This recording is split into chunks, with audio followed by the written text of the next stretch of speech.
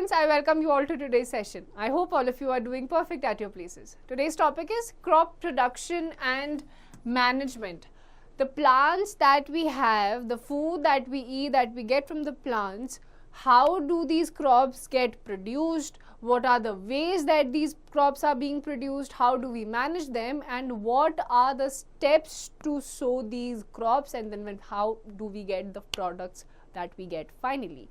Let's begin. About the chapter. All living organisms require a bulk of energy to perform various kinds of vital life processes which continuously takes place in their bodies in order to remain alive. The required amount of energy is taken in the form of food which they get from plants and animals. तो हर किसी को खाना चाहिए, बहुत energy चाहिए काम करने के लिए. एक भी टाइम का आप खाना स्किप कर दीजिए, आपको नेक्स्ट मोमेंट में एनर्जी बहुत लो हो जाती है आपकी. तो वो सब हमें रिक्वायरमेंट होती है. तो ये खाना हमें कहाँ से मिलता है? प्लांट से. The increasing human population is putting pressure on the available food resources. Much concern is being expressed over the rapid increase of the human population. So, it is necessary to increase food supply in order to fulfill the demands of increasing population. The science of cultivating land, producing crops, raising animals to satisfy the requirements of food and other products is known as agriculture. The word agriculture comes from the Latin word agricultura, where agri means agar, a field, and cultura means cultivation. It is now possible to increase food supply because of the advancements and improvements made in agricultural science and production technology. In this chapter, we will learn about crop production and management in detail. तो जैसे जैसे population बढ़ती जा रही है, वैसे food resources limited होते जा रहे हैं. So it is very important to cope the gap between these two. कैसे होता है ये आपके फूड रिसोर्सेज का सप्लाई इंक्रीज करने से होता है. अब आजकल बहुत एडवांसमेंट आ गई है तो उसकी वजह से क्रॉप प्रोडक्शन बहुत ज़्यादा एडवांस भी हो गया है. Now let's begin with the chapter starting with the topic crops. When plants of the same type are grown in an area on a large scale, it is known as crop. The plants grown and tended in a field are called crop plants. In India, a crop is often classified according to the season it is grown in it. However, the seasons differ widely in different parts of the country because of geographic and topographic factors. Some regions have very hot summers and very cold winters, while others have moderate temperatures almost throughout the year. Some places are extremely dry, while others are very humid and receive heavy rains during the monsoon.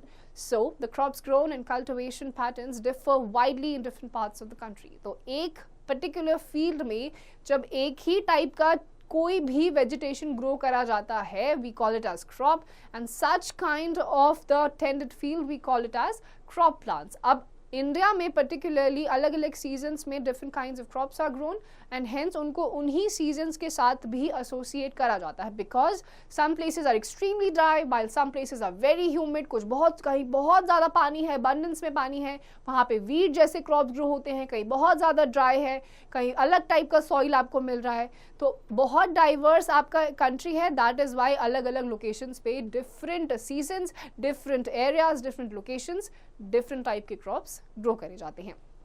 Now, crops are classified on the basis of season in which they are grown in, and seasons depend on temperature, humidity and rainfall. अब ये जो अलग अलग crops की भी classification होती है, it happens on the basis of the seasons they are grown in. और seasons कैसे पता चलते हैं? अलग अलग temperature, what is the humidity percentage and how much rainfall a particular area is getting. Three types of crops generally grown in our country are tabulated as follows. Types of crops, then we have time of sowing, time of harvesting and then examples. Kharif crops किस time पे sow करे जाते हैं? June to July, which is the rainy season. Harvest करे जाते हैं अक्टूबर नवंबर में. Examples of kharif crops are paddy, maize, soybean, groundnut, cotton, etc. Then we have rabi crops. October to November के बीच में जो विंटर सीजन होता है उस टाइम पे आपके सो करे जाते हैं, हार्वेस्ट करे जाते हैं मार्च से अप्रैल के बीच में. And the examples of rabi crops are wheat, gram, mustard, linseed etcetera. And then we have the zaid crops जो आपके मार्च से अप्रैल जो समर सीजन्स होते हैं उस टाइम पे सो करे जाते हैं, बोए जाते हैं. And then they are harvested, निकाले जाते हैं जुलाई से अगस्त के बीच में. And the examples of zaid crops are sunflower, moong, cucumber etc. Now let's see the agricultural practices that we follow. As the population of the world increased, there was a need to grow more food, and hence modern agricultural practices were developed to increase the production of food crops. These practices include better methods of growing food crops as well as their storage and distribution. In India, agriculture provides livelihood for almost 2/3 of the population. It is the most important economic sector of our country. अब जैसे जैसे with the time the population increased, क्या किस चीज़ की requirement हो गई? ज़्यादा food produce करने की. अब फूड प्रोड्यूस कैसे होती गई? अलग अलग एग्रीकल्चरल प्रैक्टिसेस से, जो आपकी मॉडर्न एग्रीकल्चरल प्रैक्टिसेस भी उसमें आती हैं, जिसमें आपके टेक्नोलॉजिकल एडवांसमेंट्स यूज करे गए, जिससे कि स्टोरेज, डिस्ट्रीब्यूशन, सप्लाई, डिमांड, इन सब के गैप्स को ब्रिज करा गया. And hence in India agriculture जो है ऑलमोस्ट 2/3 जो पॉपुलेशन है इंडिया की, एग्रीकल्चर से ही उनके फूड रिसोर्सेज को मीट किया जा रहा है. And the economic sector of a country is also mostly maximum dependent है on agriculture. The process of cultivation of any crops is not the sowing of seeds and harvesting of crop. It requires a series of activities spread over days or months which are referred to as agricultural practices. तो सिर्फ एक type की crop को grow करने को agriculture practice नहीं बोला जाता है. देयर आर मल्टीपल एस्पेक्ट्स, अलग अलग स्टेप्स होते हैं इन एग्रीकल्चरल प्रैक्टिसेस, जिनसे फिर आपका फाइनल प्रोड्यूस हमें मिलता है. Explore more. The branch of agriculture that deals with production of vegetables, fruits, flowers and decorative plants is known as horticulture. तो horticulture आपका एक ऐसा डिपार्टमेंट है, ब्रांच है एग्रीकल्चर का, जहाँ पे वेजिटेबल्स, फ्रूट्स, फ्लावर्स और डेकोरेटिव प्लांट्स को ग्रो करा जाता है या सेल करा जाता है. Now for crop production, following steps are taken: preparation of soil, sowing, improving soil fertility, irrigation, weed control, protection of crops, harvesting, threshing, winnowing, and 8th is the storage. These 8 steps we follow in one type of crop production, starting with the preparation of soil. Before sowing the seeds, the soil of the field must be loosened and aerated so that the roots get able to penetrate deeper. This process is called plowing, as the topsoil is the most fertile layer of the soil. So to facilitate ventilation in the soil and to make it suitable for the growth of microorganisms and the other organisms like earthworm, which make the soil fertile by decomposing the remains of plants and animals, plowing is done. अब सबसे पहले बीज को बोने से पहले important है कि मिट्टी को लूजन अप किया जाए और उसको एरेटेड करा जाए, यानी कि एयर उसमें से पास ऑन हो सके. इस पूरे प्रोसेस को बोला जाता है प्लोइंग, बिकॉज सॉइल का जो सबसे ऊपर का टॉप लेयर होता है वो सबसे ज्यादा आपका हेल्पफुल होता है and it is the most fertile layer. तो उसको एरेटेड करना, एयर पास हो, मिट्टी को ढीला करना, ताकि ऑर्गेनिज्म जैसे अर्थवर्म है वो अच्छे खासे न्यूट्रिएंट्स प्रोवाइड कर सके. तो ploughing is done.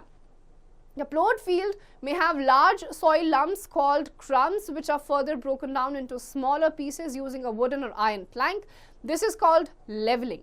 Leveling ensures uniform irrigation and distribution of minerals in the field. It also helps to prevent soil erosion. अब जो plowed field होती है, जिसमें आपने सिर्फ मिट्टी को ढीला करा है, एरेट करा है, उसमें पूरे चांसेस होते हैं कि आपके लम्प्स देखने को आपको मिलेंगे, कंकड़ वगैरह देखने को मिलेंगे और बम्प्स आपको देखने को मिलेंगे. तो इस पे आपको लेवलिंग करी जाती है ताकि एक सर्टेन प्लेन लेवल पे आपके क्रॉप को प्रोड्यूस करा जा सके, and this is levelling and it also helps in soil erosion. Sometimes manure is added to the soil before plowing. This helps in the proper mixing of manure with soil. और कभी कभी manure add करा जाता है. manure में कोई chemicals नहीं होते हैं, बिल्कुल ही ऑर्गेनिक होता है. ये ऐड करा जाता है प्लोइंग के टाइम पे सो दैट सॉइल के साथ अच्छे से ये मिक्स हो जाए. Now let's see the implements used in plowing. क्या क्या चीजें यूज करी जाती है. Number 1 is plow. The instrument used for plowing is called plow. In olden days, wooden plow was used, and nowadays iron plow is used. In wooden plow, the lower end of the plow, called the plowshare, is made of a crooked shaped piece of wooden fitted with a triangular strip of iron to form a tip. This is the main cutting blade of the plow that goes into the soil and breaks it up. The top end of the plowshare acts as a handle which allows the farmer to hold the plow. The plowshare is attached to a long log of wood called the plow shaft. The other end of the plow shaft is attached to a perpendicular beam that is placed on the neck of the animals like ox, camel, etc. that draws the plow. अब आता है सबसे पहला प्लो. जो प्लो होता है आपके animal के साथ ही अटैच करा जाता है. पहले के टाइम पे वुडन प्लो यूज करे जाते थे, आज के टाइम पे आयरन के प्लो यूज करे जाते हैं. जो लोअर एंड होता है उसको प्लोशेयर बोला जाता है. It is made of a crooked shaped piece of wood, जो कि एक ट्रायंगुलर स्ट्रिप जो आयरन की बनी होती है उसके साथ फिटेड होता है. ये एक tip kind of a thing form कर देता है.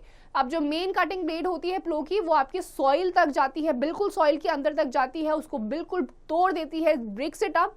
और जो टॉप एंड होता है प्लो शेयर का, वो हैंडल की तरह काम करता है, which allows the farmer to hold the plough, पकड़ लेता है. प्लो शेयर जो होता है वो आपके एक लॉन्ग लॉग ऑफ वुड, एक लकड़ी के लंबे डंडे के साथ अटैच होता है, जिसे प्लो शाफ्ट बोला जाता है. और इसको किसके साथ अटैच करा जाता है? एनिमल्स के साथ. For example ox, then you have camel etcetera, जो कि प्लो को खींचते हैं. Nowadays, a series of curved blades called cultivator, which can be attached with a tractor, is used as a plow. The use of cultivator saves both labor and time. अब आजकल क्योंकि ज़्यादा मेहनत भी नहीं करनी है और टाइम वैसे भी बहुत कम रहता है, इस वजह से जो कल्टिवेटर्स होते हैं वो क्या करते हैं, कर्व्ड ब्लेड्स का यूज़ करते हैं, जिसे कल्टिवेटर भी कहा जाता है. और कल्टिवेटर की मदद से टाइम भी बच जाता है और ज़्यादा मेहनत भी नहीं लगती है. And the second implement used for ploughing is hoe. It is a long-handled tool with a thin metal blade that is used for removing weeds and loosening the soil. It consists of a strong, broad and bent plate of iron fixed at one end of a long log of wood or iron. अब आपका हो आता है एक बहुत ही लंबा आपका एक टूल टाइप का थिन मेटल ब्लेड होता है, जो कि आपके वीड्स को रिमूव करने के लिए, जो अनवांटेड प्लांट्स होते हैं मेन क्रॉप के आसपास, उनको रिमूव करने के लिए और सॉइल को लूजन अप करने के लिए यूज करा जाता है. So the next topic is sowing. The process of planting seeds is called sowing. When soil is plowed and leveled, seeds are sown in it. Before planting, quality of seeds is checked by putting seeds in water. Defective seeds, that is, seeds which float on water, are rejected. The seeds which remain submerged in water are selected for sowing. तो जो आपका जितने भी processes आते हैं आपके farming में, उसमें से एक प्रोसेस होता है आपका सोइंग. सोइंग में क्या होता है, बीज को बो दिया जाता है मिट्टी के अंदर डाल के. This is simply known as sowing. इसमें आपके सीड्स की क्वालिटी चेक होती है वाटर में डाल के. जो आपके बेकार क्वालिटी के सीड्स होते हैं वो आपके वाटर के ऊपर ही फ्लोट करते रहते हैं. तो जो फ्लोट करते हैं वो डिफेक्टेड होते हैं, रिजेक्ट कर दिए जाते हैं. जो डूब जाते हैं, सबमर्ज हो जाते हैं, वो अच्छी क्वालिटी के होते हैं, उनको फिर सो करा जाता है. Apart from it, healthy seeds can be bought from trusted suppliers or can be grown by farmers themselves. Seed selection is necessary because there are several diseases that can be transmitted via sowing defective seeds.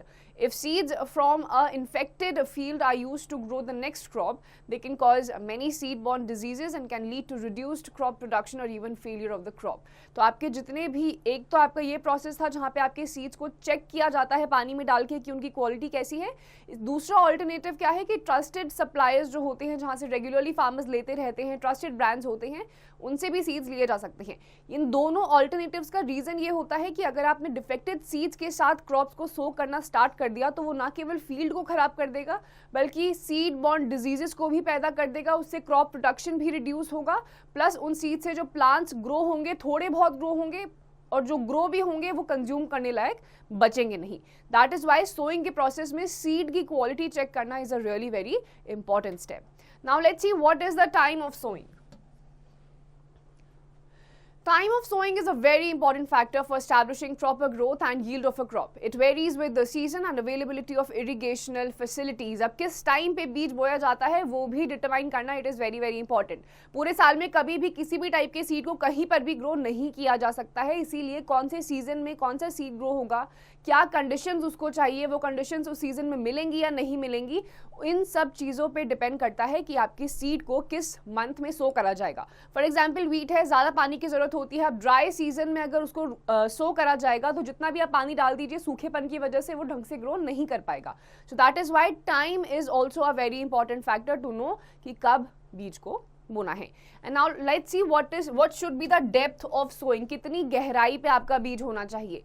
Depth of sowing is another important factor for establishing a good crop yield. Shallow or deep sowing results in lesser plant production as all seeds do not germinate and the crops show uneven spread of plant with a large number of gaps and serious weed problems. अब आपका depth क्यों important होता है? बहुत ज़्यादा गहराई और बहुत ज़्यादा आपने ऊपर लेवल पे ही अगर डाल दिया तो भी आपका प्लांट प्रोडक्शन बहुत ज़्यादा कम हो जाता है. इससे क्या होता है? अनइवन डिस्ट्रीब्यूशन होता है. क्रॉप्स जो आपके फील्ड में भी आपको दिखाई देंगे, बहुत गैप्स में अलग अलग लोकेशंस पे आपको ग्रो होते हुए दिखाई देंगे, और जहाँ पे गैप्स बन जाते हैं वहाँ पर फिर वीड्स ग्रो होने लग जाते हैं. अब वीड्स क्या होते हैं? अनवांटेड प्लांट्स होते हैं, यूजफुल होते नहीं हैं, ग्रो कर जाएंगे अननेसेसरीली. जितना भी न्यूट्रिशन होगा सॉइल में से, जितनी भी पॉजिटिव चीज़ें जो प्लांट को चाहिए वो वीड्स भी कंज्यूम करना शुरू कर देंगे, जिसकी वजह से जो थोड़े बहुत प्लांट्स ग्रो हुए हैं उनको भी न्यूट्रिशन नहीं मिल पाएगा. So depth of the seeds is also a very important factor. Let's figure out Why is it necessary to sow seeds at appropriate depth? अभी हमने लास्ट टॉपिक ही यही पढ़ा था. appropriate depth इसलिए इंपॉर्टेंट होती है बिकॉज टू शैलो और to deep दोनों ही केसेस, दोनों ही सिनेरियोज सीड या प्लांट के ग्रोथ के लिए बिल्कुल भी सही नहीं होते हैं. सही पॉइंट पे ग्रो होंगे तो न्यूट्रिशन मिलेगा, वाटर मिलेगा, क्रॉप प्रोडक्शन इंक्रीज होगा. Now let's experiment. Objective: to separate damaged seeds from healthy seeds. Materials required: a glass, normal water, few seeds. Procedure: put water in the glass. Second, put seeds in the glass. And third, leave the glass undisturbed for some time. Observation: you will observe that some seeds are floating on the surface of water while other seeds have sunk to the bottom. Explanation: 1. Some of the seeds were diseased, so eaten from inside by the pests. These hollow seeds become lighter and float on the water surface. And second, the healthy seeds are heavier and thus sink to the bottom. अब यहाँ पर आपको क्या करना है? आपको कुछ seeds लेने हैं, ग्लास लेना है, पानी लेना है. ग्लास में पानी डालिए, उसमें seeds को डालिए और थोड़ी देर के लिए उसको undisturbed छोड़ दीजिए. अब थोड़ी देर के बाद जब आप देखोगे तो आपके ग्लास में थोड़े बहुत सीड्स जो होंगे वो पानी के ऊपर तैर रहे होंगे, जो थोड़े बाकी सीड्स होंगे वो नीचे की तरफ डूबे होंगे, बिल्कुल सरफेस पे होंगे. रीजन क्या है? जो सीड्स आपके बहुत ही ज्यादा हॉलो होंगे, पेस्ट उनको अंदर से खा चुके होंगे, उसके अंदर कुछ बचा नहीं होगा, वो हल्के हो जाते हैं तो वो फ्लोट होने लग जाते हैं, यानी कि वो खराब हैं. जो आपके भारी सीड्स होंगे जिसके अंदर प्रॉपर न्यूट्रिशन सारी चीजें होंगी प्लांट ग्रोथ के लिए, वो भारी होगा और वो नीचे की तरफ सरफेस पे डूब जाएगा. And that is how you figure out कि आपका कौन सा सीड अच्छा है, अच्छी क्वालिटी का है, और कौन सा सीड बेकार क्वालिटी का है. Now let's see the implements used in sowing. Number 1 is the traditional tool जो पहले के टाइम से ही चले आ रहे हैं और बहुत पहले यूज करे जाते थे. It is a funnel shaped implement having 2 or 3 pipes with sharp ends. Seeds are filled into the funnel which enter into the soil through pipes. अभी ट्रेडिशनल है, पहले के टाइम पे तो बहुत ही ज़्यादा फ्रीक्वेंटली यूज़ करे जाते थे, अभी भी कहीं कहीं पर आपको ये देखने को मिल सकते हैं.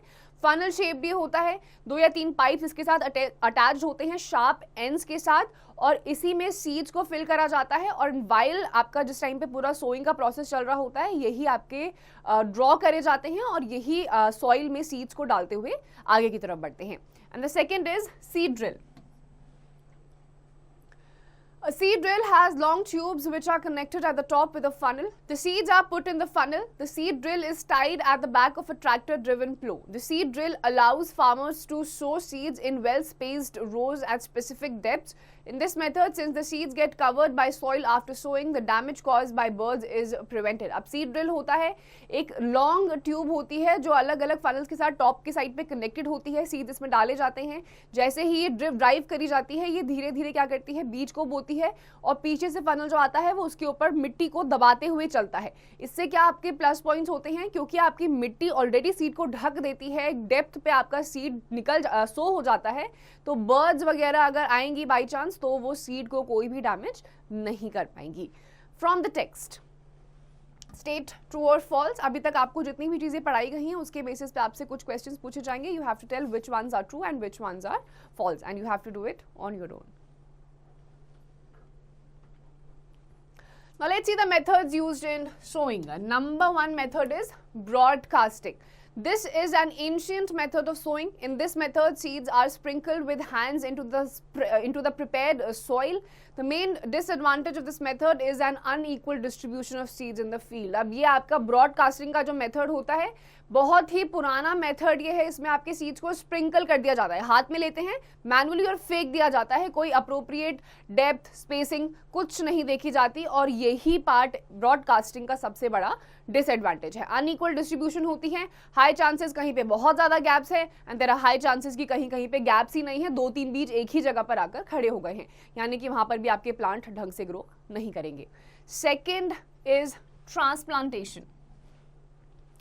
In certain type of crops, the seeds are not directly sown in the field. Instead, they are sown in nurseries and then the seedlings are transferred to the field. This process is known as transplantation. अब transplantation का मतलब क्या होता है, यहाँ पर आपके जो crops होते हैं या seeds होते हैं डायरेक्टली फील्ड में नहीं ग्रो करे जाते, पहले नर्सरीज होती है। नर्सरीज क्या होती हैं, जहाँ पे छोटे छोटे प्लांट्स को ग्रो करा जाता है, सीड्स वहाँ पर सो करे जाते हैं। जैसे ही वो प्लांट्स सीडलिंग में कन्वर्ट हो जाते हैं, यानी कि छोटे प्लांट्स में कन्वर्ट हो जाते हैं, वहाँ से उनकी सैपलिंग्स कट करी जाती हैं और फिर उनको फील्ड्स में ट्रांसफर करा जाता है और फिर वहाँ पर आपका फाइनल क्रॉप ग्रो करता है। This entire process is known as transplantation. Transplantation is common in the cultivation of paddy and vegetables. During transplantation, seedlings are planted in a well-prepared fields at a proper distances in rows, and it ensures that only healthy plantlets are transferred to the field. अब इसका benefit क्या होता है, ये vegetables और paddy के cultivation में सबसे ज़्यादा use करा जाता है, and the highest advantage of this transplantation and this process is कि यहाँ पर आपके जो healthy seedlings होते हैं, healthy plantlets होते हैं, उन्हीं को कट करके फाइनल प्रोडक्ट के लिए फील्ड में लेकर जाया जाता है। जो आपके अच्छी क्वालिटी के नहीं सीडलिंग्स होते हैं, बेकार हो जाते हैं या खराब हो जाते हैं, उनको नहीं लेकर जाते। इससे क्या होता है, आपका जो क्रॉप प्रोड्यूस होता है वो और भी ज्यादा इंक्रीज हो जाता है and you get a very good and high quality yield. Now let's explore more. Plants require nutrients for their proper growth. It is found that 16 implements are required to growth of the plants.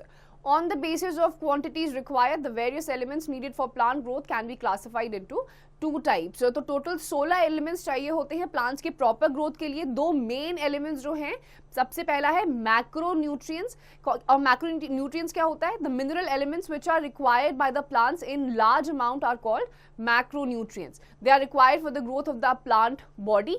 They are 9 in number: carbon, nitrogen, oxygen, hydrogen, phosphorus, sulphur, potassium, magnesium and calcium are macronutrients. तो 16 elements में से जो आपके दो parts में divide करे गए हैं, पहला है मैक्रोन्यूट्रिएंट्स, और ये प्लांट की बॉडी को, जो एक्सटर्नल पार्ट होता है पूरी बॉडी को, उनको चाहिए होता है प्रॉपर ग्रोथ के लिए। और ये कौन से हैं, carbon, nitrogen, oxygen, hydrogen, phosphorus, sulphur, potassium, magnesium and calcium. And then second we have the micronutrients.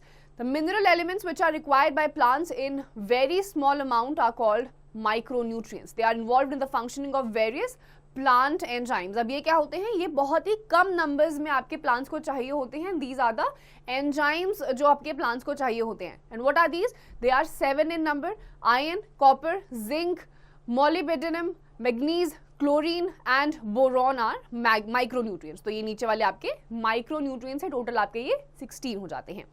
तो let's see the improving soil fertility. किस तरीके से आप सॉइल की फर्टिलिटी को, उपजाऊता को और भी ज्यादा बढ़ा सकते हो।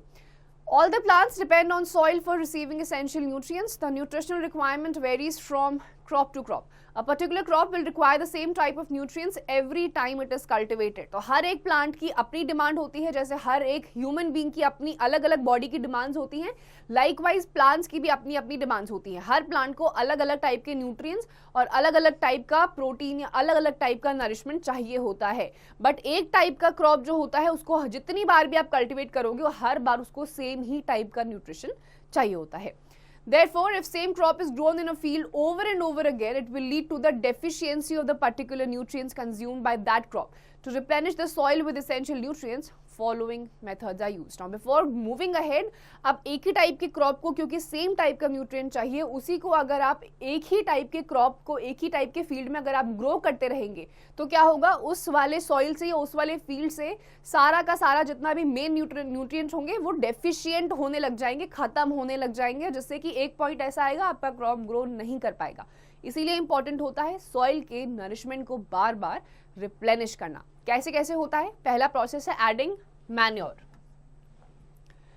Manure is an organic material which is formed by microbial decomposition of the plants and animals wastes in pits at open places. अब manure जो होता है it is completely organic, कोई chemicals इसमें मिले हुए नहीं होते हैं.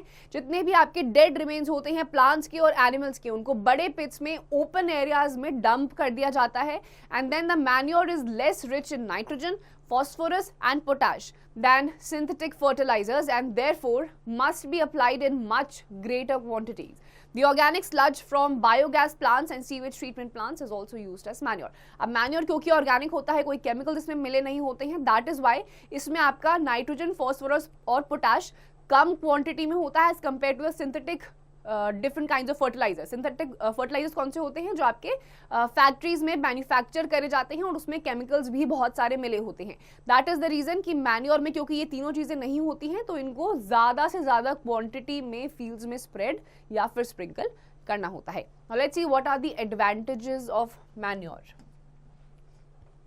It is rich in humus and thus improves the capacity of the soil to absorb and store water, thereby preventing soil erosion. अब इसमें humus ज़्यादा होता है क्योंकि ये dead remains होते हैं plants और animals के, इसीलिए ये soil का जो water absorption या water retention capacity होता है उसको और भी ज़्यादा increase कर देता है. और अगर किसी भी plant का या soil का water retention capacity ज़्यादा होगा तो उस area में soil erosion automatically कम हो जाता है. And second, the rate of releasing nutrients by manure to the plants is slow. Hence, it reduces the risk of damage to plants due to overuse. अब क्योंकि ये manure है, chemicals इसमें है नहीं, organic है, तो plants को जो nutrient इससे मिलता है वो बहुत धीरे धीरे release होता है, जिसकी वजह से over utilization नहीं होता है और plants खराब नहीं होते हैं. It enhances the growth of friendly microbes. जो friendly microbes होते हैं उनकी growth increase हो जाती है and it aerates the soil by making it porous. Aerate कर देता है, air ज़्यादा से ज़्यादा soil में आ सकती है क्योंकि ये porous बना देता है, यानी कि थोड़ा दानेदार मिट्टी बना देता है. Now we have some disadvantages of manure also. The slurry of water and dung which after decomposition forms the manure can cause environmental pollution as it releases the gases like CH4, CO2 and H2S. अब यहाँ पर आपका क्या है, जैसे ही बड़े बड़े पिट्स में प्लांट्स और एनिमल्स के डेड रिमेन्स को ओपन एरियाज में छोड़ दिया जाता है मैन्योर बनाने के लिए. अब इस पूरे प्रोसेस में क्या होता है, आपकी हार्मफुल गैसेस रिलीज होती हैं CH4, CO2 एंड H2S जो कि ह्यूमन कंजम्पशन के लिए बहुत ही ज़्यादा डेडली होती हैं. So this is one main disadvantage of manure. Now, since it is not soluble in water, so it is not easily absorbed by the roots of the plants. अभी हमने ये भी पढ़ा था कि क्योंकि ये जल्दी से absorb नहीं होता है, सॉइल में धीरे धीरे रिलीज होता है इसमें से जितने भी न्यूट्रिएंट्स होते हैं, तो प्लांट्स के जो रूट्स होते हैं ज़्यादा से ज़्यादा absorb इनके न्यूट्रिएंट्स को नहीं कर पाते हैं. And it is not nutrient specific. कोई एक पर्टिकुलर टाइप का न्यूट्रिएंट इसमें आपको नहीं मिलेगा क्योंकि प्लांट्स अलग अलग टाइम पे अलग अलग प्लांट्स डाई आउट करते हैं, अलग अलग एनिमल्स अलग अलग टाइम पे डाई आउट करते हैं. तो इसमें कोई भी एक टाइप का न्यूट्रिएंट या फिक्स्ड न्यूट्रिएंट कंटेंट आपको नहीं देखने को मिलता है. And it is bulky and hence difficult to store and transport. भारी होता है जिसकी वजह से ट्रांसपोर्ट करना, स्टोर करना उससे भी ज्यादा मुश्किल हो जाता है. So we have advantages as well as disadvantages of manure. Now let's see how second method क्या है आपका, adding fertilisers. Fertilizers are the chemicals which are prepared in factories. They are rich in specific plant nutrients like nitrogen, potassium and phosphorus. Some of the commonly used fertilizers are urea, potash and superphosphate. अब आपके आते हैं fertilizers जो कि आपकी factories में manufacture करे जाते हैं और क्योंकि इसे फैक्ट्रीज में खुद मैन्युफैक्चर करा जाता है तो इसमें स्पेसिफिक न्यूट्रिएंट कंटेंट होता है. कौन से प्लांट को कौन सा फर्टिलाइजर चाहिए उसमें वही न्यूट्रिएंट डाले जाते हैं. अब potassium, phosphorus, nitrogen, urea, potash, superphosphate ये सारे न्यूट्रिएंट्स आपको एक फर्टिलाइजर में मिलते हैं. Now let's see the advantages of fertilizers. They provide nutrients to the soil immediately in concentrated form. अब इस न्यूट्रिएंट स्पेसिफिक होते हैं, दैट इज वाई तुरंत ही ये जैसे ही आप डालोगे प्लांट्स को वो न्यूट्रिएंट मिल जाते हैं. Fertilizers are nutrient specific, that is they provide the essential nutrients like nitrogen, phosphorus and potassium to crops. Again nutrient specific है तो जो nutrient चाहिए होता है प्लांट को वही फर्टिलाइजर में डाला जाता है, तो जैसे ही आप डालोगे absorb हो जाता है, न्यूट्रिएंट्स प्लांट्स को मिल जाते हैं. They increase the crop yield several times. ये multiple folds एक क्रॉप के यील्ड को इंक्रीज कर देता है बिकॉज ऑफ ऑब्वियस रीजंस, क्योंकि इसमें जो न्यूट्रिएंट्स होते हैं वही प्लांट्स को चाहिए होते हैं, इजीली अब्जॉर्बेबल होता है, सॉइल में जाके आपका मिल जाता है। अब सॉइल में अच्छे से अब्जॉर्ब हो जाएगा तो प्लांट्स के रूट्स भी इसको बहुत आसानी से अब्जॉर्ब कर लेते हैं। And they are easy to store and transport, ज़्यादा भारी नहीं होते हैं, पैकेट्स में आपको अलग अलग क्वांटिटीज में मिलते हैं, तो इसको स्टोर करना प्लस ट्रांसपोर्ट करना it becomes very easier. Now we have some disadvantages of fertilisers.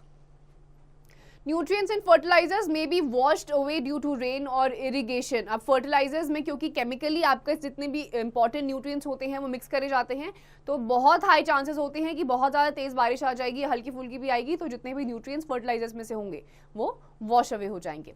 Use of fertilisers over a long period of time में affect the fertility of the soil. बहुत ज़्यादा केमिकल्स अगर आप किसी भी चीज़ पर डालते हो तो वो चीज़ धीरे धीरे खराब ही होती है, अच्छी नहीं होती है। फॉर द टाइमिंग आपको बेटर रिजल्ट दे सकती है, बट लॉन्ग रन के लिए वो कभी अच्छी नहीं हो सकती। तो इसीलिए फर्टिलाइजर्स का अगर ज़्यादा यूज हो जाता है या फिर नॉर्मल क्वांटिटीज़ में भी अगर आप बहुत लंबे टाइम के लिए कॉन्स्टेंटली इसको यूज़ कर रहे हो एक ही फील्ड पे, तो उस फील्ड की मिट्टी धीरे धीरे खराब होती जाएगी। They may damage the soil texture by making it more porous। बहुत ज़्यादा भी अगर खुरदरी मिट्टी होती है या पोरस मिट्टी होती है उसमें भी क्रॉप्स ग्रो नहीं होते हैं, और फर्टिलाइजर्स डालने से रेगुलरली सॉइल बहुत ज़्यादा पोरस भी हो सकता है। When used in excessive amounts, the chemicals are washed away by rainwater into rivers and lakes where they accumulate and pose a threat to aquatic life। अब जैसे जैसे आप इसको ज़्यादा फील्ड्स में डालोगे, बारिश होगी, बारिश से ये बहते बहते कहाँ तक जाता है, लेक तक जाता है, वाटर बॉडीज तक जाता है। अब यही केमिकल्स वाटर बॉडीज में जाएंगे। अब प्लांट्स के लिए जो चीज़ खराब है, ह्यूमन बींग्स के लिए जो चीज़ खराब है, वो नेचुरल सी बात है एक्वेटिक लाइफ के लिए भी उतनी ही खराब होगी, तो वहाँ की लाइफ भी डैमेज में आ जाती है। And then the excessive use of fertilizers in the soil can raise the level of free nitrates in the crops, making them harmful for the people to consume। जितने ज़्यादा फर्टिलाइजर्स, फ्री नाइट्रेट्स उतने ज़्यादा release होंगे, free nitrates जितने ज़्यादा बनेंगे उतना ही ज़्यादा ये कम यूजफुल हो जाएगा ह्यूमन बींग्स के कंजम्पशन के लिए। So many of the problems caused by manure and fertilisers can be avoided by using a balanced combination of both of them. तो किस तरीके से इसके डिसएडवांटेजेस को और भी ज़्यादा कम किया जा सकता है, दोनों का मिक्सचर किसी भी टाइप के फील्ड में स्प्रेड करने से, सिर्फ मैन्योर या सिर्फ फर्टिलाइजर डालने से काम नहीं बनेगा, ना बात बनेगी। तो दोनों का बैलेंस डाला जाए तो सॉइल भी बहुत लंबे टाइम तक चलता रहेगा और ज़्यादा नुकसान भी नहीं होगा। Now let's see the brief difference between manure and fertilizer. This is a manure and this is the fertilizer. Now manure is a natural substance that is derived from animal waste and plant residues, and a fertilizer is an organic chemical substance. तो manure क्या है, organic है, plant और animal residue से बचा हुआ आपको मिलता है, and fertilizer inorganic होता है, completely a chemical substance. Then we have manure. It can be prepared in the field, but fertilizer it is a synthesized in factories from chemicals. जो आपका मैन्योर होता है फील्ड से बनाया जाता है और फर्टिलाइजर्स आपके फैक्ट्रीज में मैन मेडली बनाए जाते हैं। Manure it provides humus to the soil, and fertilizers it does not provide humus to the soil. Manure humus provide करता है soil को क्योंकि natural होता है और organic होता है, fertilizer inorganic होते हैं तो humus नहीं provide करते हैं। Manure it is slowly absorbed by the plants, and fertilizers it is readily absorbed by the plants. Manure क्योंकि बहुत ही ज़्यादा आपका natural form होता है इसलिए धीरे धीरे plants इसको absorb करते हैं, but fertilizers बहुत जल्दी plants absorb कर लेते हैं। And then manure it is not rich in plant nutrients. Fertilizer it is rich in plant nutrients like nitrogen, phosphorus and potassium. जो मैन्योर्स होते हैं वो न्यूट्रिएंट स्पेसिफिक नहीं होते हैं, जो फर्टिलाइजर्स होते हैं क्योंकि उनको फैक्ट्रीज में खुद बनाया जाता है तो प्लांट्स की न्यूट्रिएंट वैल्यूज को मद्देनजर रखते हुए बनाया जाता है। That is why fertilisers are nutrient specific. Crop rotation. Crop rotation is the simplest method for maintaining the fertility of soil. In this method, farmers are encouraged to grow one pulse crop in between two cereal crops in the same field. For example, if in one season wheat is grown in a field and in next season if legumes are grown in the same field, then the fertility of the soil can be maintained. Leguminous or pod-bearing plants such as peas, soybeans and beans can fix atmospheric nitrogen into the soil as the rhizobium bacteria are present in the root nodules of these plants that convert nitrogen from the air into nitrates is a form that plants' roots can absorb. So, if a cereal crop and a legume are alternatively grown on the same plot of a land, the nitrogen in the soil can be replenished without adding any fertilizers to it. अब अगला method है crop rotation का। इसमें क्या होता है, farmers को encourage करा जाता है कि 2 सीरियल क्रॉप्स के बीच में एक लेग्यूमिनस प्लांट को ग्रो कर दिया जाए, या फिर अगर अभी किसी सीजन में किसी भी टाइप का सीरियल, वीट, पैडी कुछ भी ग्रो करा गया है तो नेक्स्ट सीजन में उसी क्रॉप में क्या ग्रो करा जाए, लेग्यूमिनस प्लांट, जैसे आपके ग्राम्स हो गए, पीज हो गए, सोयाबीन हो गए। रीजन क्या होता है, जैसे जैसे आप क्रॉप को रोटेट करते रहते हो, लेग्यूमिनस प्लांट्स के जो रूट नोड्यूल्स होते हैं उसमें क्या प्रेजेंट होता है, राइजोबियम बैक्टीरिया। राइजोबियम बैक्टीरिया क्या करता है, जो एटमॉस्फेरिक नाइट्रोजन जो plants as it is absorb नहीं कर सकते हैं उसको अब्सॉर्बेबल या यूजफुल नाइट्रोजन में फिक्सेट कर देता है, नाइट्रोजन फिक्सेशन करता है। उसकी वजह से प्लांट्स नाइट्रोजन को अब्सॉर्ब कर लेते हैं, क्योंकि सॉइल में वो नाइट्रोजन डिसॉल्व हो जाता है, मिक्स हो जाता है। तो इससे क्या होगा कि अगर आप क्रॉप को रोटेट करते रहोगे तो उसकी वजह से आपके सॉइल में नाइट्रोजन एवरी ईयर या एवरी सीजन ऑटोमेटिकली रिप्लेनिश होता रहेगा, और आपको नाइट्रोजन या अलग अलग न्यूट्रिएंट्स के लिए मैन्योर या फर्टिलाइजर को डालने की जरूरत नहीं पड़ेगी। Second is fallowing. Sometimes soil becomes barren if crops are grown continuously, so to replenish nutrients it is left uncultivated for one crop season so that it can regain its nutrients and fertility. This process is called फैलोइंग। अब कभी कभी क्या होता है, आपके जितने भी crops होते हैं या सॉइल जो होता है वो बहुत ही ज़्यादा बेरेन बन जाता है अगर क्रॉप्स को कंटिन्यूसली एक ही जगह पे ग्रो करा जाए।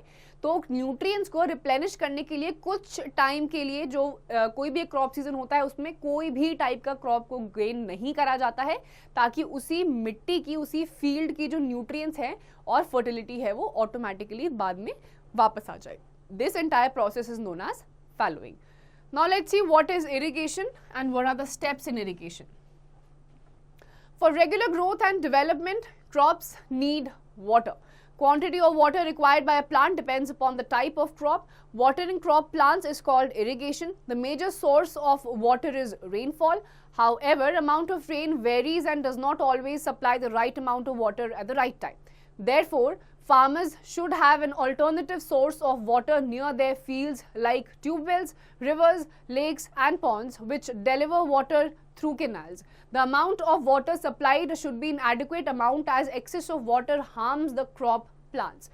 If waterlogging is continued in a field, then amount of salt will be increased in the soil which will retard the growth of crops. तो irrigation क्या मतलब क्या होता है? अलग अलग क्रॉप्स को एक स्पेसिफिक अमाउंट ऑफ टाइम में एक स्पेसिफिक पीरियड्स पे पानी की ज़रूरत होती है। अब कितना पानी कौन से प्लांट को चाहिए, कितना पानी कब कब दिया जाएगा, किस तरीके से दिया जाएगा, this entire process is of irrigation. And her time पे ऑल्टरनेटिव सोर्सेज का यूज़ करते रहना होता है पानी डालने के लिए। बहुत ज़्यादा पानी, बहुत कम पानी भी अगर क्रॉप्स को मिलेगा तो भी ग्रोथ जो होगी वो रिटार्ड हो जाएगी, यानी कि रुक जाएगी। तो कौन से क्रॉप कहाँ पर ग्रो करे जा रहे हैं, कितना पानी चाहिए और किस तरीके से पानी को डालना है, that is also very important and this entire process is known as irrigation. और वाटर लॉगिंग भी नहीं होनी चाहिए। ज़्यादा पानी डाल दिया, वाटर लॉग हो गया, तो वाटर लॉग होने से सॉइल में सॉल्ट का कंटेंट बढ़ जाता है, जिससे कि दोबारा आपका जो क्रॉप का ग्रोथ है वो रुक जाएगा। Figure out Why is the frequency of irrigation higher in summer? क्योंकि समर्स में बारिश बहुत ज़्यादा कम होती है, इसीलिए इरिगेट करने के जो आपके मैनुअल तरीके होते हैं वो ऑटोमेटिकली इंक्रीज हो जाते हैं। तो let's see the traditional methods of irrigation. In traditional methods of irrigation, water is drawn from wells, ponds or lakes by the humans or cattle. Moat, pulley system, chain pump, dhekli and rahat lever system are some traditional methods of irrigation. तो traditional methods जो बहुत पहले के time से use करे आ रहे हैं, कुएं से निकाला जाता है, ponds होते हैं, lakes होते हैं, जो कैटल्स होती हैं उनके थ्रू लेकर आया जाता है। Then you have the pulley system, chain pumps होते हैं, हैंड पम्प्स होते हैं, ये सारे ट्रेडिशनल तरीके होते हैं जिनसे खेतों में पानी डाला जाता है। And then we have some modern methods of irrigation. Nowadays, water is lifted from the sources with the help of pumps. These pumps run on diesel, biogas, electricity or solar energy. Modern methods of irrigation make economical use of water. Two such methods are given ahead. तो नए ज़माने के आपके क्या है, pumps बनाए गए हैं, उन पंप्स से आपका इरिगेट करा जाता है। Solar energy, biogas, electricity driven pumps आपके आते हैं। ये सारे आपके मॉडर्न तरीके हैं। उनमें से कुछ जो आपके दो हैं जो इकोनॉमिकल तरीके से पानी को स्प्रेड करते हैं, पानी भी वेस्ट नहीं होता है, इरिगेशन भी हो जाती है, आगे के पेज में गिवन है। Let's move ahead. One such method is sprinkler system.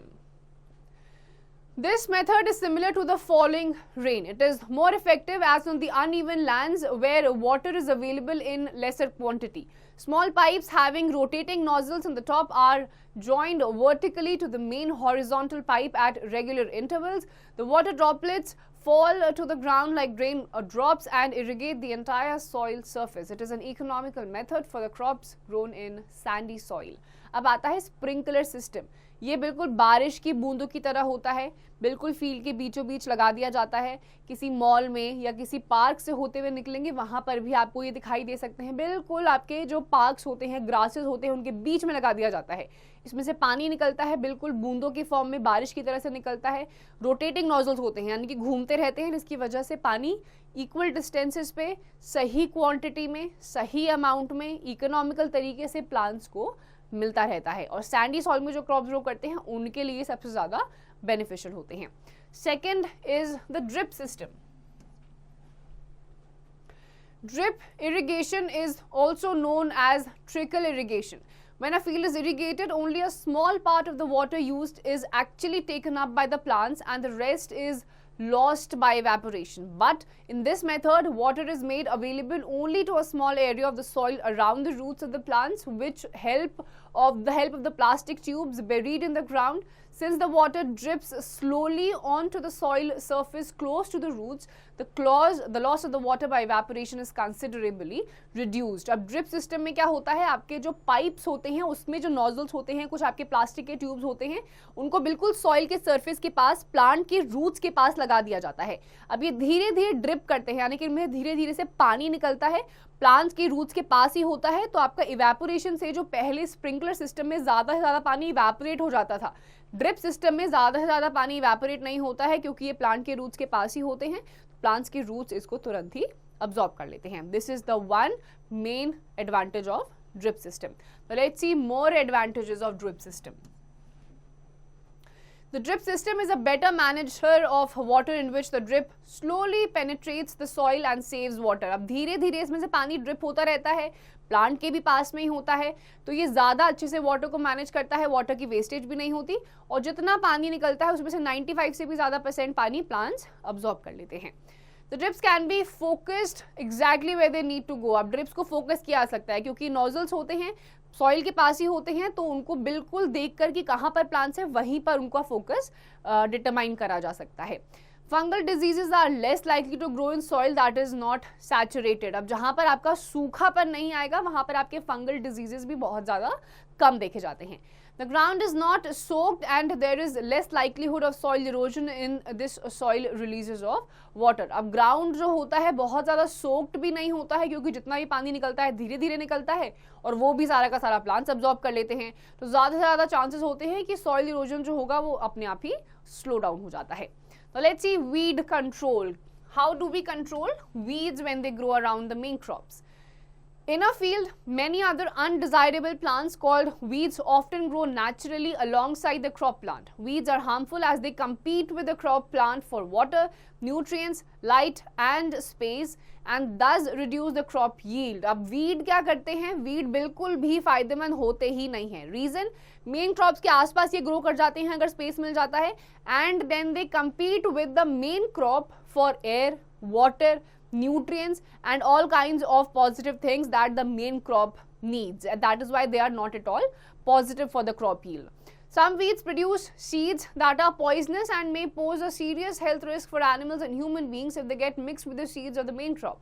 The process of removal of weeds is called weeding. अब कुछ ऐसे weeds भी होते हैं जो जहरीले seeds को produce कर देते हैं.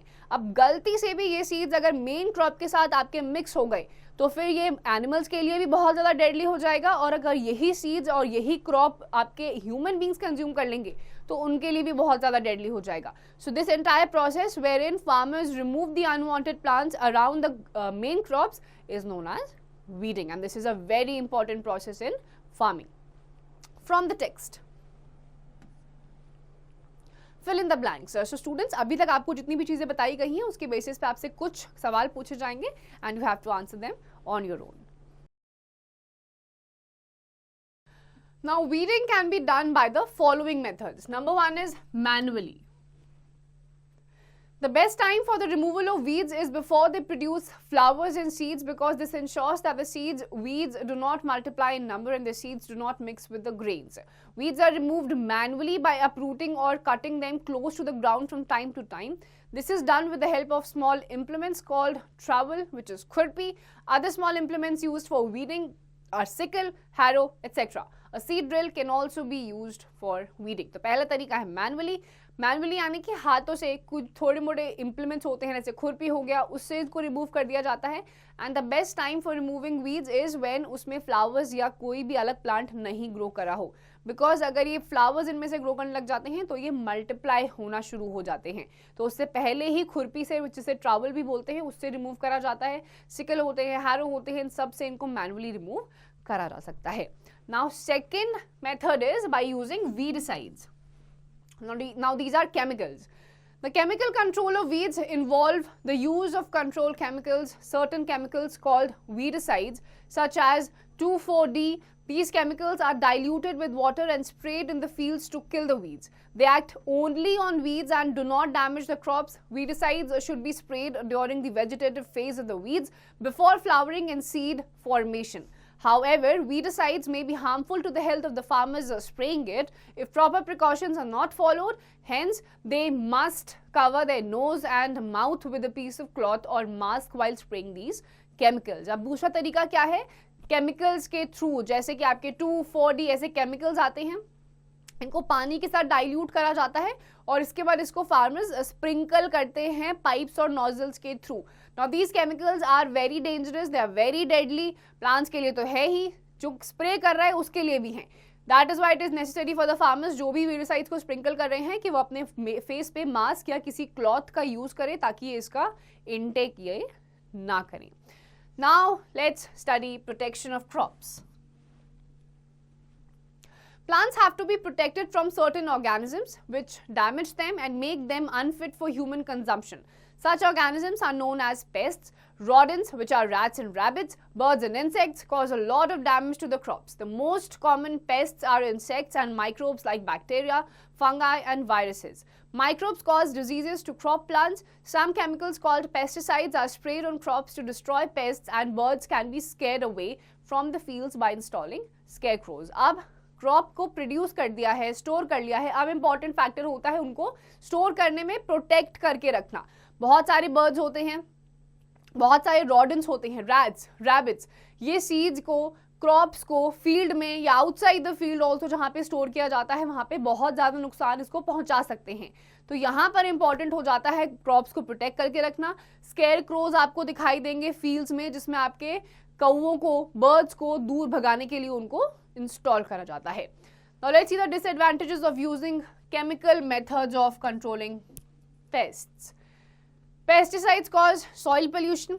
Residue left on the fruits and seeds is harmful for human consumption and they destroy even the useful microbes. अब आप बहुत ज़्यादा अगर इन पेस्ट कंट्रोल्स को, जो केमिकल्स जिसमें मिले हुए होते हैं, इनको अगर यूज़ करा जाएगा, बहुत ही नेचुरल सी बात है, क्योंकि केमिकल्स है तो आपके प्लांट को तो खराब करेंगे ही करेंगे. अब थोड़े बहुत अगर बचा कुचा केमिकल, जितना भी आप साफ कर लीजिए, थोड़ा बहुत आपके फल फ्रूट्स में या सब्जियों में रह ही जाता है.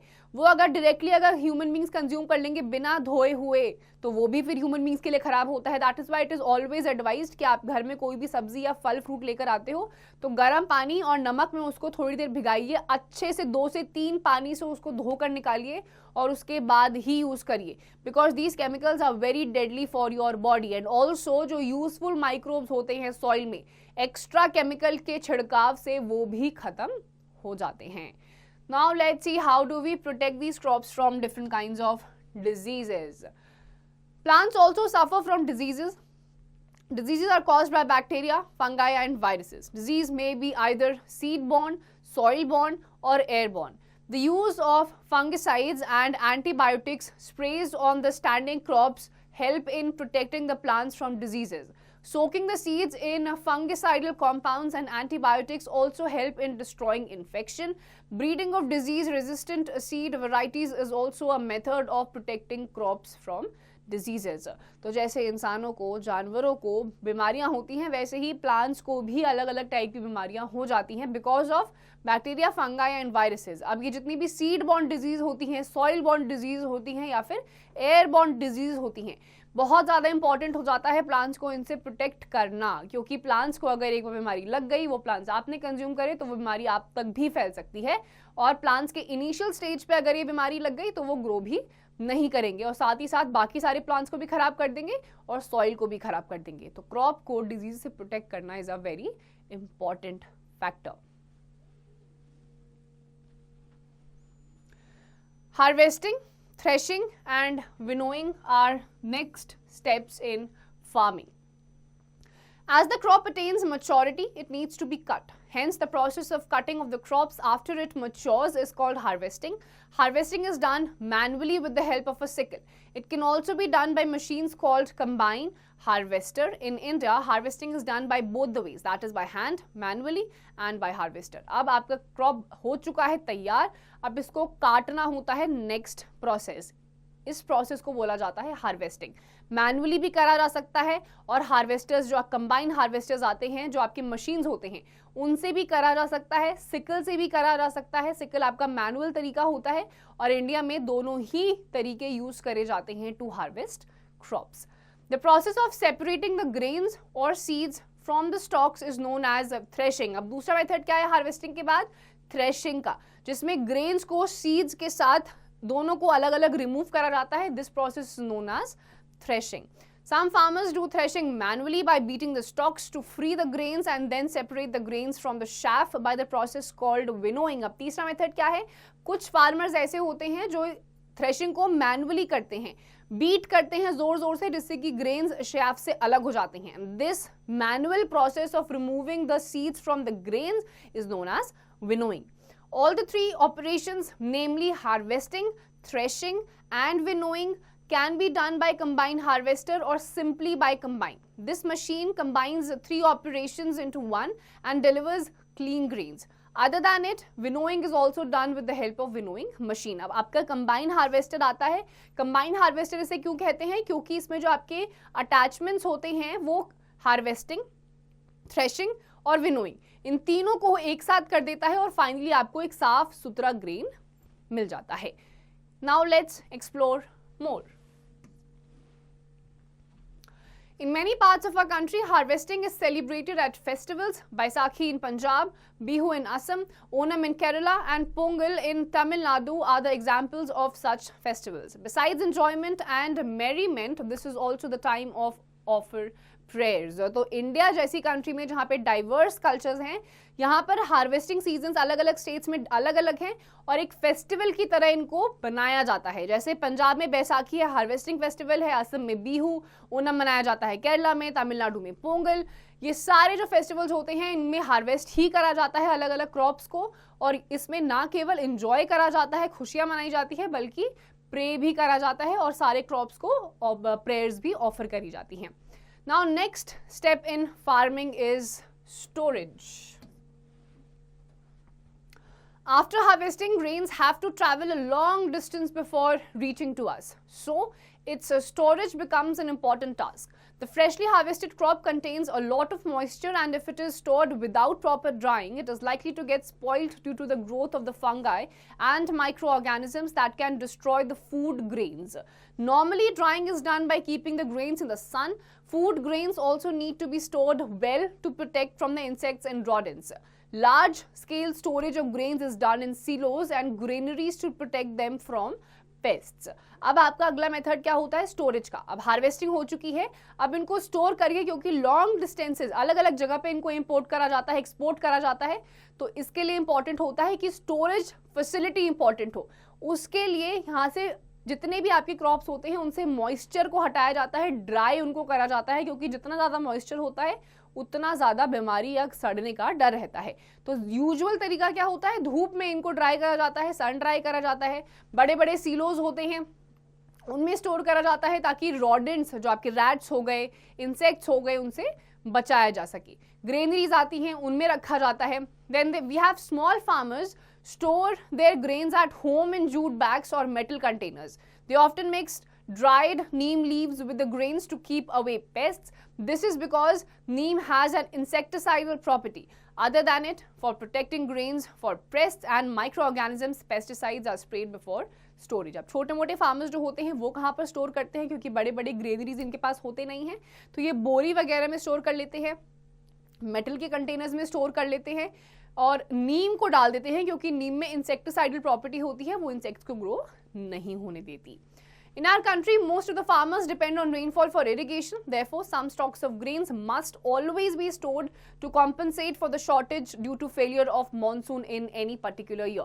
This stock is known as buffer stock. अब बहुत सारे ऐसे रीजन्स होते हैं जहाँ पे फार्मर्स कंप्लीटली बारिश पे डिपेंडेंट होते हैं क्रॉप के प्रोडक्शन के लिए, ग्रोथ के लिए.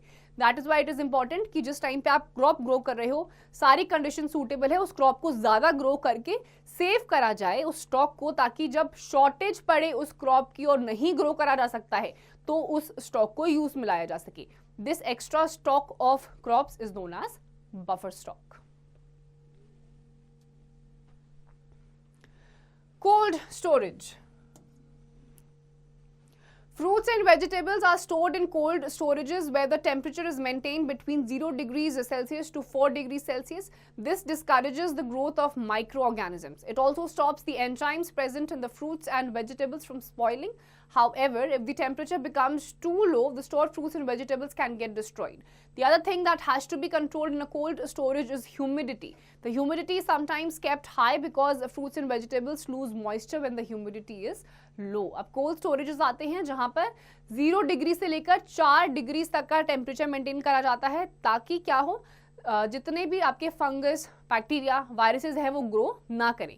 अब यहाँ पर जहाँ पे भी आपके ये कोल्ड स्टोरेजेस होते हैं वहाँ पे ह्यूमिडिटी लेवल को भी देखा जाता है, क्योंकि अगर ह्यूमिडिटी लेवल बहुत ज़्यादा भी कम हो गई तो भी फ्रूट्स एंड वेजिटेबल्स खराब हो जाएंगे. So cold storages are also one ways of storing different kinds of fruits and vegetables. So let's see food that we get from animals. Food obtained from plants is not sufficient for us. In order to receive some essential nutrients which are not obtained by plants, man domesticated animals. All these domesticated animals used by man are called livestock. Animals furnish about 28% of the world's total value of agricultural products. They supply a much higher proportion of human food in the developed countries than elsewhere. Animals provide us different kinds of food items like milk, meat, eggs, etc. Milk is a part of the diet of most people, especially infants and children, and fish is a major part of diet of people living in coastal areas. अब बहुत सारा major part हमारी diet का world wide भी कहाँ से आता है? एनिमल्स से आता है. मिल्क हो गया, जितने भी डेयरी प्रोडक्ट्स हो गए, then we have non vegetarians जो मीट, फ्लैश, एग्स, फिश, ये सारी चीज़ें खाते हैं, उनका भी जो मेजर पोर्शन होता है डाइट का वो कहाँ से आता है? वो आपका सी एक्वेटिक लाइफ से, यानी कि एनिमल्स से ही डिराइव होता है. पूरे वर्ल्ड में अप्रॉक्सीमेटली 28% से भी ज़्यादा जो आपका एग्रीकल्चर प्रोडक्ट होते हैं वो एनिमल से ही आपका डिराइव करा जाता है. फॉर एग्जाम्पल फिश है, जहाँ पे कोस्टल एरियाज होते हैं वहाँ पे ज़्यादातर आपको लोग क्या खाते हुए दिखाई देंगे? फिश खाते हुए दिखाई देंगे. देन यू हैव मिल्क, वो भी आपको एनिमल से ही मिलता है और वो आपका बड़ों का भी मेजर डाइट होता है. Hence, the agriculture practice of breeding and raising domestic animals by providing proper food, shelter and required care is called animal husbandry. अब animal husbandry आपका यही process है जहाँ पे animals से, क्योंकि हमें बहुत सारा food items मिलते हैं, तो उनको breed करा जाता है, rear करा जाता है, देखभाल करी जाती है, and this process is known as animal husbandry. Cattle, sheep, hens, fish and honeybees all are reared under animal husbandry. और ये कुछ आपके जानवर हैं जिनको एनिमल हस्बेंड्री के पूरे प्रोसेस में, जो एग्रीकल्चर का ही एक पार्ट है, उनको रेयर करा जाता है. Now let's see some highlighted words. Agriculture, a branch of science that deals with the production of crops on a large scale. Crop, same type of plants grown in an area on a large scale. Manure, the organic substance obtained from plants and animal wastes. Fertilizers, the chemical substances which are added to the soil to provide the specific nutrients. Crop rotation, a technique that has been used to maintain the productivity of an agricultural land. Fallowing, the process of leaving the crop field uncultivated for one crop season. Irrigation, the process of watering plants in a field. Weeding, the process of removing weeds. Harvesting, the process which involves both cutting and gathering of mature crops. Threshing, the process of separating grains from the stalks. Winnowing, the process of separating the grains from the chaff. And silos, the big, tall, cylindrical structures for the storage of grains. So in this chapter, ये सारे आपके highlighted points थे. इन्हीं के बारे में हमने पढ़ा है. एग्रीकल्चर आपके साइंस का वो पार्ट होता है जहाँ पे क्रॉप्स को ग्रो करा जाता है. क्रॉप आपका एक ऐसा टर्म होता है जहाँ पे आपके एक ही फील्ड में एक ही टाइप का क्रॉप ग्रो करा जाता है. मैन्योर, फर्टिलाइजर्स आपके तरीके होते हैं न्यूट्रिएंट्स को इंक्रीज करने के लिए ताकि प्लांट्स को वो सब मिल सके. Then you have weeding, harvesting, threshing, winnowing, ये आपके फार्मिंग के अलग अलग टेक्निक्स होते हैं. एंड देन सिलोज आपके स्टोरेज का एक तरीका होता है जहाँ पे आपके बिग टॉल सिलेंड्रिकल स्ट्रक्चर्स होते हैं जिनमें ग्रेन्स को स्टोर करा जाता है. Summing up, with increasing population, there is a need to grow more food. Agricultural practices were developed to increase the production of food crops. The preparation of soil is the first and the most important step before sowing of seeds. It involves the turning and loosening of the soil by plowing. This allows roots of plants to penetrate deep into the soil. Sowing is the process of planting seeds, which allows the seeds to be sown at the right depth and with the right spaces between them. Manure and fertilizers are substances that are added to the soil for the healthy growth of plants. They provide nutrients to the plants. Crops can be protected from pests and diseases with the help of pesticides, and weeds can be controlled by using weedicides. All the three operations, namely harvesting, threshing and winnowing, can be done by combined harvester. Proper storage of food grains is very important. Crops need to be protected from moisture, insects, rats and microorganisms. Food is also obtained from animals, and the practice of breeding and rearing animals for this purpose is called animal husbandry. तो ये आपके सारे के सारे different topics थे related to the farming activities. Seeds का selection, threshing, harvesting, winnowing, crop production, crop rotation, ये सारे आपके अलग अलग तरीके थे. फार्मिंग में किस तरीके से सॉइल को लूज करा जाता है, टर्न करा जाता है, लेवलिंग करी जाती है, फिर उसके बाद सो करा जाता है राइट डेप्थ पे, प्रॉपर स्पेसिस पे, फर्टिलाइजर मैन्योर्स को ऐड करा जाता है, वो भी सही टाइम पे करा जाता है, वीडिंग होती है, and the last process is the storage. और स्टोरेज आपका एक बहुत ही इंपॉर्टेंट फैक्टर होता है क्योंकि यही वो स्टेप होता है जहाँ पे आपके बहुत सारे प्लांट्स खराब हो सकते हैं. सो स्टूडेंट्स, आई होप आपको ये सारी चीज़ें समझ में आ गई होंगी. इसकी जितनी भी एक्सरसाइजेज हैं, प्लीज डू इट योरसेल्फ.